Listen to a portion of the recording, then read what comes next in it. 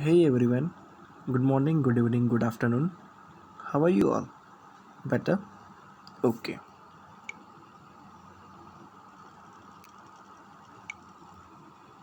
For Gujarat University, Bachelor of Commerce, Semester 5, Chapter number 3, and its question number 1.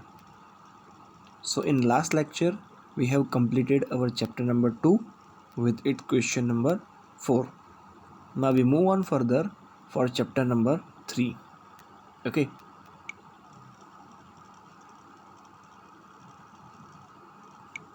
So, unit number 3 is Federal Finance. So federal finance એટલે શું? It is new word for all of you. So basically federal finance means સમવાય નાણાતંત્ર. Okay. Our question number 1 is briefly discuss about the concept of federal finance and distribution of its responsibility in federal finance structure. Okay. So it is lengthy question. In this question we have asked about the concept of federal finance એટલે કે સમવાય નાણાતંત્રના વિશેનો વિગતમાં સમજૂતી આપો and અને distribution of responsibilities એટલે કે જે જવાબદારીઓ છે તેની વહેંચણી ફેડરલ ફાઇનાન્શિયલ સ્ટ્રક્ચરમાં કેવી રીતે થાય છે તેના વિશે ચર્ચા કરો. Okay. So first of all in introduction પોર્શનની અંદર the structure prevailing in the world on the basis of distribution of power can be divided into two parts. એટલે કે આખા વિશ્વની અંદર જે રીતના સ્ટ્રક્ચર પ્રિવેલિંગ છે એ મેઇનલી બે બેઝિસ ઉપર આધારિત છે. Okay. So number 1 is unitary structure મતલબ થાય છે એકાકી સ્વરૂપ એન્ડ ફેડરલ સ્ટ્રક્ચર જે આ ચેપ્ટરનું નામ છે એનો મતલબ થાય છે સમવાય નાણાતંત્રનું સ્વરૂપ. ઓકે. અને આપણે આ ચેપ્ટરમાં ફેડરલ ફાઇનાન્સ વિશે વિસ્તૃતમાં સમજૂતી આપવાની છે. ઇન યુનિટરી સ્ટ્રક્ચર તો સૌથી પહેલાં આપણે જોઈ લઈએ કે બંને વચ્ચે ડિફરન્સ શું છે. In unitary structure all the powers R given to centre through constitution. Unitary સ્ટ્રક્ચરની અંદર બધી જ પાવર, બધી જ શક્તિઓ કોને આપવામાં આવે છે? સેન્ટરને આપવામાં આવે છે થ્રુ કોન્સ્ટિટ્યુશન એટલે કે કાયદાકીય જોગવાઈઓ કરીને. The state and local self govern organisation can enjoy only those powers which are given by them the centre. એટલે કે કોઈ પણ રાજ્યની સરકાર છે અથવા તો કોઈ પણ લોકલ સેલ્ફ ગવર્મેન્ટ ઓર્ગેનાઇઝેશન છે તો એ અમુક પાવરનો યુઝ કરી શકે છે, એન્જોય કરી શકે છે જો તે પાવર તેમને સેન્ટર દ્વારા આપવામાં આવે. ઇન શોર્ટ, જો એમને સેન્ટર દ્વારા કોઈપણ જાતની પાવર જો આપવામાં ન આવે તો તે પોતાના પાવર્સનો યુઝ કરી શકતા નથી. Okay. For example, in UK, France, Germany et cetera there is unitary structure. અહીંયા આપણને ડેવલપ્ડ કન્ટ્રીઝની વાત કરવામાં આવી છે. ખાસ ધ્યાન આપવાનું છે કે જે યુકે છે, ફ્રાન્સ છે, જર્મની છે, આ જે વિકસિત દેશો છે, ડેવલપ્ડ કન્ટ્રીઝ છે, ત્યાં આપણને યુનિટરી સ્ટ્રક્ચર જોવા મળે છે. એટલે કે એકાકી નાણાકીય તંત્ર જોવા મળે છે. ઓકે. એટલે કે હેન્ડલ ફક્ત કોણ કરે છે? સેન્ટર કરે છે. Move on further. While in the federal structure, જ્યારે સમવાય સ્ટ્રક્ચરની અંદર centre and state are given some responsibilities. સેન્ટરને અને સ્ટેટને અમુક જવાબદારીઓ સોંપવામાં આવે છે. According to doctor R N ભાર્ગવના મતે federal finance means the finance of central government as well as state government. એટલે કે કોનું જે નાણાકીય સમવાયતંત્ર છે એ કોનું? એક તો સૌથી પહેલાં સેન્ટરનું એટલે કે દિલ્હી સરકારનું, as well as state government અને આપણે બિલોંગ કરીએ છીએ ગુજરાતને એટલે કે ગુજરાત ગવર્મેન્ટનું. And relationship between the two અને બંને વચ્ચે શું છે? સંબંધ. There are 3 ways to distribute the federal financial structure. અને ફેડરલ ફાઇનાન્શિયલ સ્ટ્રક્ચરને આપણે 3 વેઝની અંદર શું કરી શકીએ છીએ? ડિસ્ટ્રીબ્યુટ કરી શકીએ છીએ, વહેંચી શકીએ છીએ. So number 1, the Finance Commission give the recommendation to distribution of tax revenue of center to state and distribute the grant. So first point માં આપણને કીધું છે the Finance Commission gives recommendation. Financial commission શું કરે છે? Recommendation આપે છે for distribution of tax revenue, એટલે કે ટેક્સનું જે રેવન્યુ આવેલું છે તેની વહેંચણી કરવી ઓફ સેન્ટર ટુ સ્ટેટ, એટલે કે સેન્ટર શું કરશે? સ્ટેટને આપશે, અને સાથે સાથે ડિસ્ટ્રીબ્યુટ શું કરશે? ગ્રાન્ટને આપશે. Okay. Then number 2, the Planning Commission give recommendation for distribution of loan and grants from the center to the state for planning. બીજામાં આપણને કીધું છે કે જે પ્લાનિંગ કમિશન છે એ શું કરે છે? રિકમેન્ડેશન કરે છે ડિસ્ટ્રીબ્યુટ કરવાનું. કઈ વસ્તુને? લોન અને grant from centre to state. કોના દ્વારા કોને પહોંચશે? સેન્ટર દ્વારા સ્ટેટને પહોંચશે. શાના માટે? ફોર પ્લાનિંગ, જેના કારણે આગળનું જે તે રાજ્ય શું કરી શકે? પ્લાનિંગ કરી શકે. Okay. And the third one is central ministry does the distribution of financial resources to state for implementing some national plan as a grant. અને ત્રીજામાં કીધું છે આપણને જે સેન્ટ્રલ મિનિસ્ટ્રી છે એ શું કરશે? ડિસ્ટ્રીબ્યુટ કરશે ફાઇનાન્શિયલ રિસોર્સિસને, એટલે કે નાણાકીય સ્ત્રોતોને. કોને? સ્ટેટને. શાના માટે? For implementing some national plan, જેના કારણે શું થઈ શકે? કોઈ નેશનલ પ્લાન છે એ અસ્તિત્વમાં આવી શકે as a grant. Okay. So ત્રણેયમાં બેઝિક ડિસ્ટ્રીબ્યુશન તમને કરવામાં આવેલું છે. ફર્સ્ટમાં ફાઇનાન્શિયલ કમિશન રિકમેન્ડેશન કરે છે કોના માટે? ટેક્સ રેવન્યુને ડિસ્ટ્રીબ્યુટ કરવા માટે. સેકન્ડની અંદર પ્લાનિંગ કમિશન રિકમેન્ડેશન કરે છે કોના માટે? લોન એન્ડ ગ્રાન્ટ્સની અંદર. એન્ડ થર્ડની અંદર સેન્ટ્રલ મિનિસ્ટ્રી રિકમેન્ડ કરે છે કોના માટે?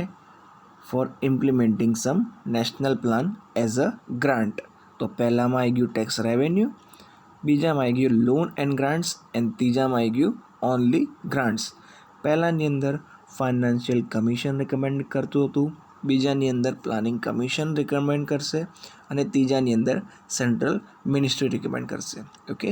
સો આ 3 ડિફરન્ટ આપણને આપેલા છે. Then distribution of resources in federal structure. એટલે આમાં આપણને કીધું છે કે જે રિસોર્સિસ છે એની વહેંચણી સમવાય તંત્રની અંદર કેવી રીતે કરવામાં આવે છે. સો એ જોઈએ. અકોર્ડિંગ ટુ મિસિસ હિક્સના મતે the following factors are taken into consideration. નીચેના જે અમુક ફેક્ટર્સ છે એમને ધ્યાનમાં લેવામાં આવે છે ફોર ડિસ્ટ્રીબ્યુશન ઓફ રિસોર્સિસના ડિસ્ટ્રીબ્યુશન માટે in federal structure of finance. So number 1 આપણને આપેલું છે the central government must have sufficient sort of revenue for fulfilling the requirement of social and economic responsibility, national duty, defence and relationship with the foreign countries etcetera. એટલે કે જે central government છે, અને આપણા દેશની અંદર સેન્ટ્રલ ગવર્મેન્ટ એટલે કે દિલ્હી સરકાર, એટલે કે સેન્ટ્રલ ગવર્મેન્ટ જોડે શું હોવું જોઈએ? સફિશિયન્ટ સોર્સ ઓફ રેવન્યુ, એટલે કે પૂરતા નાણાં મેળવવાના સ્ત્રોતો હોવા જોઈએ. અહીંયા કીધું છે આપણને સોર્સ ઓફ રેવન્યુ મતલબ કે નાણાં મેળવવાના, એટલે કે નાણાં હાંસિલ કરવાના સ્ત્રોતો હોવા જોઈએ. શાના માટે? ફોર ફુલફિલમેન્ટ ઓફ રિક્વાયરમેન્ટ, એટલે કે જુદી જુદી જે રિક્વાયરમેન્ટ્સ છે એને પૂરી કરવા માટે. અને અહીંયા આપણને જુદી જુદી રિક્વાયરમેન્ટ્સ આપેલી છે. સોશિયલ એન્ડ ઇકોનોમિક રિસ્પોન્સિબિલિટી, સામાજિક અને આર્થિક જવાબદારીઓ, નેશનલ ડ્યુટી, ડિફેન્સ અને relationship with the foreign countries, એટલે કે આપણા દેશની અંદર જે આર્મી છે, એરફોર્સ છે, નેવી છે, એમની અંદર જે રિક્વાયરમેન્ટ ઊભી થાય છે તે પૂરી કરે, અને સાથે સાથે ફોરેન કન્ટ્રીઝ જોડે રિલેશનશિપ મેન્ટેન કરવા માટે. Okay. Number 2, the state must have enough and adjustable source of revenue.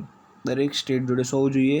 પૂરતું અને શું કરી શકાય, એડજસ્ટ કરી શકાય તેટલું રેવન્યુ હોવું જોઈએ ફોર ફૂલફિલિંગ ધ રિસ્પોન્સિબિલિટી, જેના કારણે તે શું કરી શકે, પોતાની જે જવાબદારીઓ છે તે પૂરી કરી શકે, ઓફ વેલફેર ઓફ પીપલ, જેના કારણે લોકોનું કલ્યાણ થાય, એન્ડ સોશિયલ ડેવલપમેન્ટ, અને જે તે રાજ્યની અંદર જે એગ્રીકલ્ચર સેક્ટર છે એમાં પણ ડેવલપમેન્ટ આવે. Okay. Then number 3 is the center receive productive and adjustable source of revenue. જે સેન્ટર છે એને ઉત્પાદકીય અને એડજસ્ટ કરી શકાય તેવું રેવન્યુ મળશે by considering the first condition, એટલે કે જે પહેલી કન્ડિશન આપણે જોઈ છે એને ધ્યાનમાં આપીએ તો, and doing provision for second condition, અને જે સેકન્ડ કન્ડિશન છે એના માટે પ્રોવિઝન્સ કરશે, while the state do not receive enough resources, જ્યારે સ્ટેટને જોઈએ તેટલા રિસોર્સિસ ન મળ્યા હોય ત્યારે. ઓકે. સો અહીંયા પોઈન્ટ નંબર 3માં તમે ખાસ ધ્યાન આપજો, જે ઉપર આપણે ફર્સ્ટ કન્ડિશન ને સેકન્ડ કન્ડિશન જોઈ એને કમ્બાઈન કરીને થર્ડ કન્ડિશન બનાવવામાં આવે છે. Okay. And the last one number 4 is, so central government should give apart from some taxes to state and should give them the government શું કરશે, પોતાની જોડેના અમુક જે નાણાકીય હિસ્સો છે એટલે કે જે રેવન્યુ છે એનામાંથી અમુક હિસ્સો સ્ટેટને પ્રોવાઈડ કરશે, અને સાથે સાથે should give them economic aid to, એટલે કે આર્થિક રીતે મદદ પણ કરશે.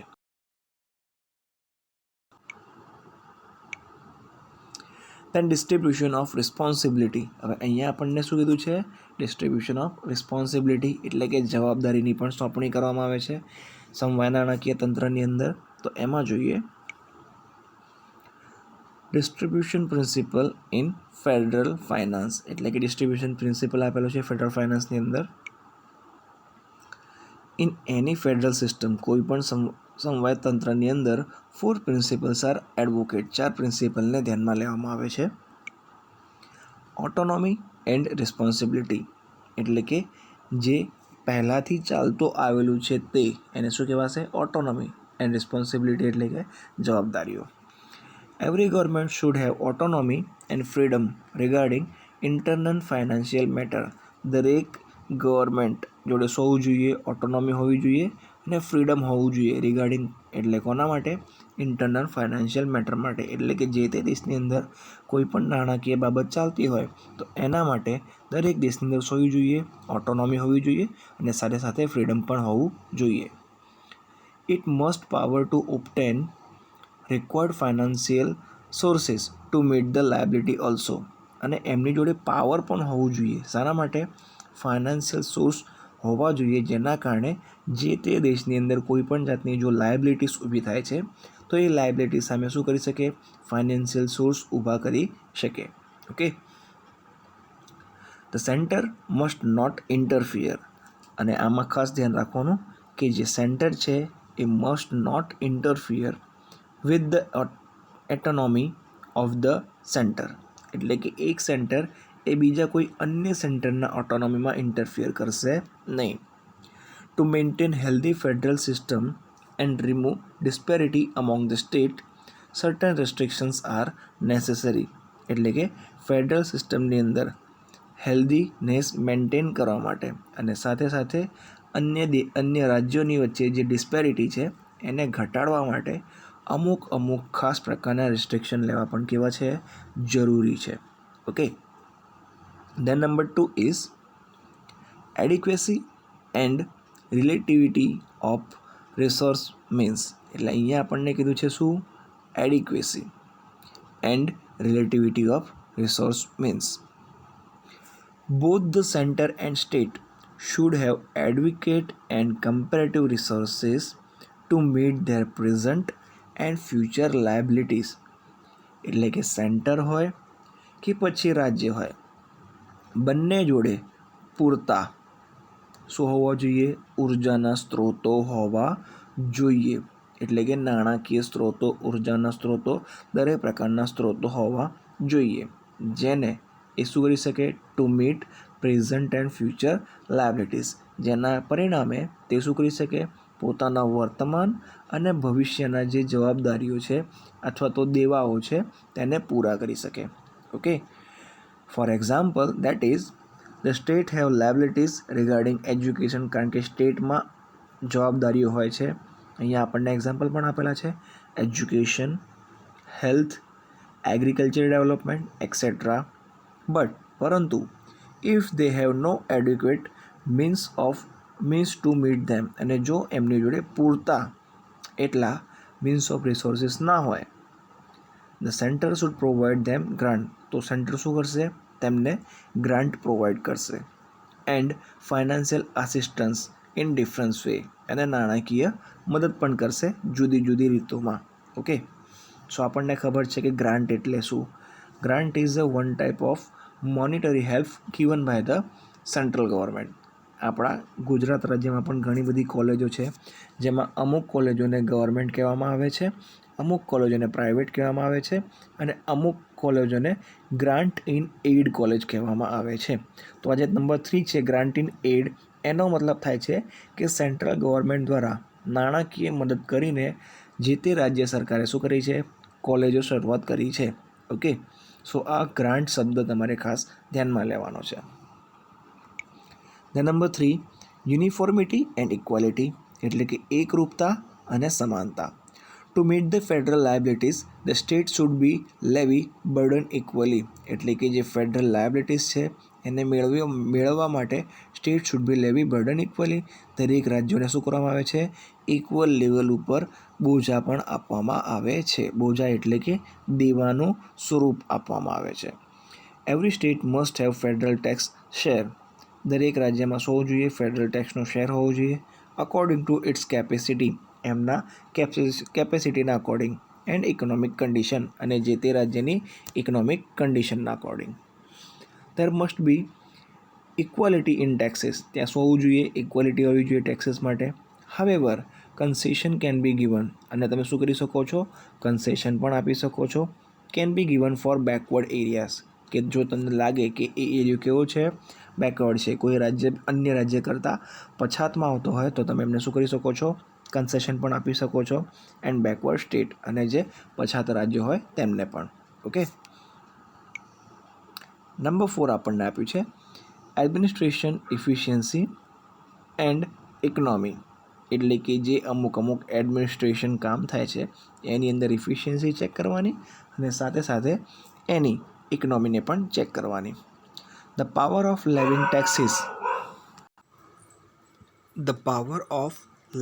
Taxes and collecting them should be distributed between the center and state in such a way that efficient and economical administration become possible. સો આની અંદર આપણને કીધું છે કે જે અલગ અલગ રાજ્યમાં અલગ અલગ રેટ આપવામાં આવે છે, કોના માટે? ટેક્સીસ માટે, અને કલેક્ટ કરવા માટે. Should be distributed between centre and state, એને શું કરવામાં આવશે? વહેંચી લેવામાં આવશે સેન્ટર દ્વારા અને સ્ટેટ દ્વારા. ઇન સચ અ વે, એવા પ્રકારે, that efficient and economical administration become possible, કે જેના પરિણામ સ્વરૂપે જોઈએ તે મુજબનું અને આર્થિક રીતે સસ્તું એવું એડમિનિસ્ટ્રેશન પોસિબલ થઈ શકે. Okay, to maintain the financial balance the following measures are used, એટલે કે ફાઇનાન્શિયલ બેલેન્સને મેન્ટેન કરવા માટે નીચેના અમુક મેજર્સ છે એને ઉપયોગ લેવામાં આવે છે. નંબર 1 ડિસ્ટ્રીબ્યુશન ઓફ ટેક્સીસ, એટલે કે ટેક્સીસની વહેંચણી કરવી. નંબર 2 રીડિસ્ટ્રીબ્યુશન ઓફ વર્ક, કામની વહેંચણી કરવી, એટલે કામની ફરીથી વહેંચણી કરવી. Number 3 the share of state, અલગ અલગ રાજ્યના share. Number 3 the centre or state must have authority two collect the supplementary લેવી, સેન્ટરને અને સ્ટેટને ખાસ પ્રકારની ઓથોરિટી આપવી કે જેમાં તેઓ શું કરી શકે? સપ્લિમેન્ટરી લેવી કલેક્ટ કરી શકે.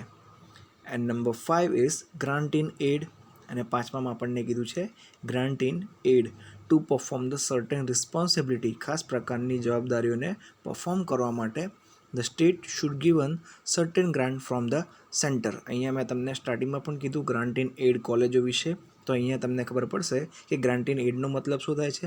અમુક ખાસ પ્રકારના કાર્યો કરવા માટે, જવાબદારીને નિભાવવા માટે સેન્ટ્રલ ગવર્મેન્ટ દ્વારા સ્ટેટ ગવર્મેન્ટને અમુક ગ્રાન્ટ આપવામાં આવે છે, તેને આપણે શું કહીશું? ગ્રાન્ટ ઇન એડ કહીશું. Okay.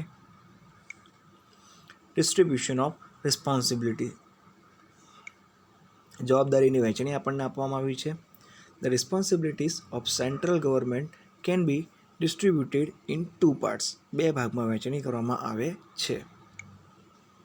Developmental and non developmental, એટલે કે એકમાં આપણને શું જોવા મળે છે? વિકાસનું તત્વ જોવા મળે છે, જ્યારે બીજાની અંદર આપણને વિકાસનું તત્વ જોવા મળતું નથી.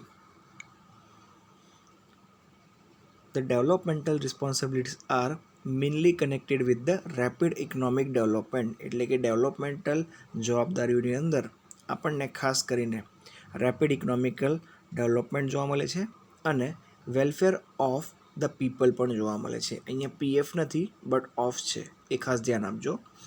This activities are of 3 type, અને આવા પ્રકારની જે એક્ટિવિટીઝ છે એ 3 ટાઈપની હોય છે. Social and community service like education, scientific services, public health, labor and employment etc. એટલે કે આપણને સામાજિક અને કોમ્યુનિટી ઉપર આધારિત જુદી જુદી સર્વિસ જોવા મળે છે, જેમાં ભણતર આવી ગયું છે, સાયન્ટિફિક સર્વિસ આવી ગઈ, પબ્લિક હેલ્થ એટલે કે લોકોની હેલ્થ આવી ગઈ, લેબર અને એમ્પ્લોયમેન્ટ પણ આવી ગઈ. નંબર બી છે ઇકોનોમિક સર્વિસીસ લાઇક. હવે ઇકોનોમિક સર્વિસીસ આપી છે જેમ કે agriculture and other related services, ખેતી અને તેને સંબંધિત અલગ અલગ સર્વિસીસ. ઇન્ડસ્ટ્રીઝ આવી ગઈ, ઉદ્યોગો આવી ગયા, માઇનિંગ, ખાણ, મિનરલ્સ એટલે કે જુદા જુદા પદાર્થો, ફોરેન ટ્રેડ વિદેશ વેપાર, ટ્રાન્સપોર્ટ એન્ડ કોમ્યુનિકેશન વાહન વ્યવહાર અને સાથે સાથે કોમ્યુનિકેશન એક્સેટ્રા. સીમાં આપણને કીધું છે the responsibility of centre and union territory areas for aid to do economic development. અને આપણને આપી છે રિસ્પોન્સિબિલિટી કોની? સેન્ટરની અને યુનિયન ટેરિટરીઝની. હવે યુનિયન ટેરિટરી એટલે કે આપણા ઇન્ડિયાની અંદર ઘણા બધા સ્ટેટ્સ છે અને તેની સાથે સાથે આપણે શું જોવા મળે છે? યુનિયન ટેરિટરીઝ પણ જોવા મળે છે. તો એમના જે અમુક એરિયાઝ છે ત્યાં પણ શું થવું જોઈએ? ડેવલપમેન્ટ થવું જરૂરી છે. ઓકે, એટલે કે કેન્દ્ર શાસિત પ્રદેશો. યુનિયન ટેરિટરીનો મતલબ શું થાય છે? કેન્દ્ર શાસિત પ્રદેશો. Okay.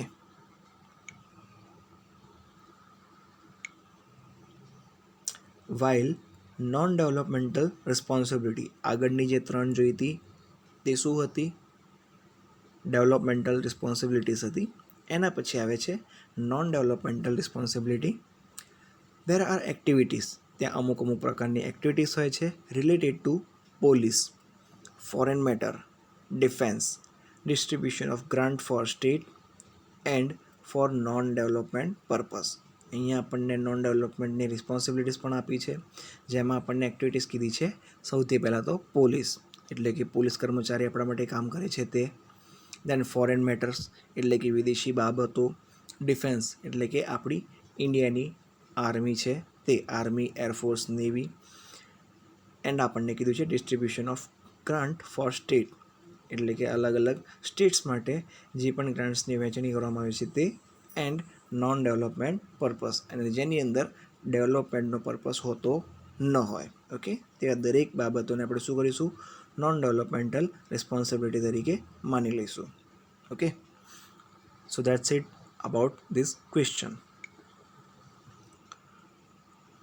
So still if you have any kind of doubt and any kind of query regarding this question or any further question એટલે કે આ ક્વેશ્ચન વિશે અથવા તો આગળ આપણે ભણી ગયેલા છીએ એના પણ કોઈ પણ ક્વેશ્ચન વિશે કોઈ પણ ડાઉટ હોય, ક્વેરી હોય તો તમે મને કોન્ટેક્ટ કરી શકો છો.